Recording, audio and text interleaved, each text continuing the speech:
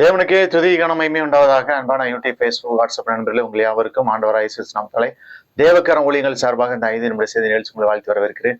எல்லாம் சந்தோஷமா இருக்கிறீங்களா? நீங்கள் எல்லாரும் சந்தோஷமா இருக்கீங்கன்னு கற்றுக்கொள்ள சுவாசிக்கிறேன். இந்த நாளிலும் 112ஆம் சங்கீதத்தை நாம் தியானிக்க போகிறோம். 112ஆம் சங்கீதம். இந்த சங்கீதத்திலே மொத்தம் 10 வசனங்கள் இருக்கின்றது. சங்கீதக்காரன் ஒரு காரியத்தை வலியுறுத்துகிறார். ஆண்டவருக்கு பயப்படுகிற ஒரு மனுஷனுடைய வாழ்வின் பாக்கியத்தை குறித்து இந்த 112ஆம் சங்கீதத்தில் சொல்லப்பட்டிருக்கிறது. இந்த சங்கீதத்தை 3 பகுதிகளாக நாம் பிரிக்கலாம். முதல் 1-2 வசனங்கள் தேவனுக்கு பயப்படுகிற மனுஷனின் பாக்கியத்தை குறித்து சொல்லப்பட்டிருக்கிறது. 3 முதல் 4 வசனங்கள் தேவனுக்கு பயப்படுகிற மனுஷனுக்கு தேவன் கொடுக்கிற ஆசீர்வாதத்தை சொல்லப்பட்டிருக்கிறது.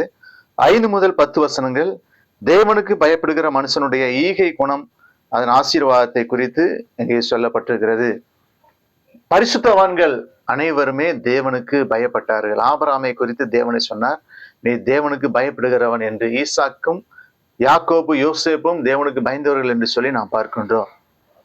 பிரியமானவர்களே, முதலாவது வசனத்தை நாம் பார்க்கின்ற பொழுது, அல்லேலூயா, கர்த்தருக்கு பயந்து அவருடைய கட்டளைகளில் மிகவும் பிரியமாய் இருக்கிற மனுஷன் பாக்கியவான். அவருக்கு பயந்து அவருடைய கட்டளைகளில் பிரியமாய் இருக்கிற மனுஷன் பாக்கியவான். அவருடைய கட்டளை வேத வார்த்தைகள். 2ஆம் வசனத்தில், அவன் சந்ததி பூமியில் பலத்திற்கும், செம்மையானவர்களின் வம்சம் ஆசீர்வதிக்கப்படும். கர்த்தருக்கு பயப்படுகிறவர்கள் எவர்களோ அவர்களுடைய சந்ததி பூமியிலே பலத்திற்கும், செம்மையாய் நடக்கிறவர்களுடைய வம்சம் ஆசீர்வதிக்கப்படும். 3ஆம் வசனத்துல, ஆஸ்தியும் ஐஸ்வர்யமும் அவர்கள் வீட்டில் இருக்கும்.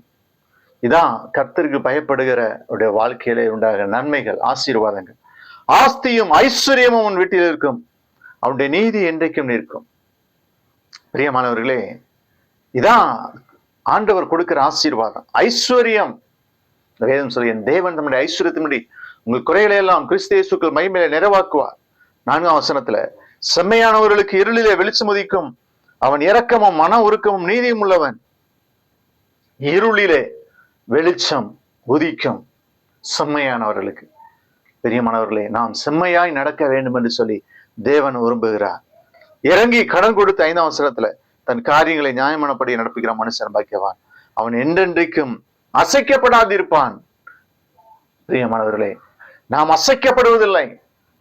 ஒருவரும் நம்மை அசைக்க முடியாது. ஏனென்றால் வானத்தையும் பூமியும் உண்டாக்கிற கர்த்தர் நம்மோடு கூட இருக்கிறார். நீதிமான் நித்திய குறித்து இல்லவன், அவன் துர்செய்தியை கேட்கிறதுனால் பயப்படா.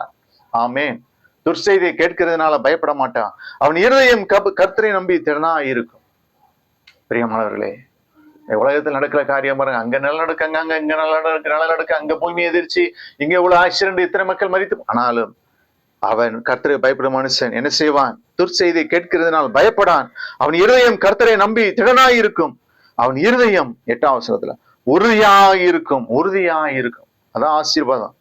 அவன் சத்துருக்களின் சரி கட்டுதலை காண் மட்டும் பயப்படாதிருப்பான். வாரி அறைத்தான், ஏழைகளுக்கு கொடுத்தான், அவனுடைய நீதி என்னடிக்கும் நிற்கும், அவன் கொம்பு மகிமையா உயர்த்தப்படும். அல்லேலூயா. துன்மார்க்கன் அதை கண்டு மனம் அடிவாகி தன் பற்களை கடித்து கரைந்து போவான். துன்மார்க்கனுடைய ஆசை அழியும். பிரியமானவர்களே, ஆகவே இந்த 112ஆம் சங்கீதம் எவ்வளவு ஆசீர்வாதமாக இருக்கிறது.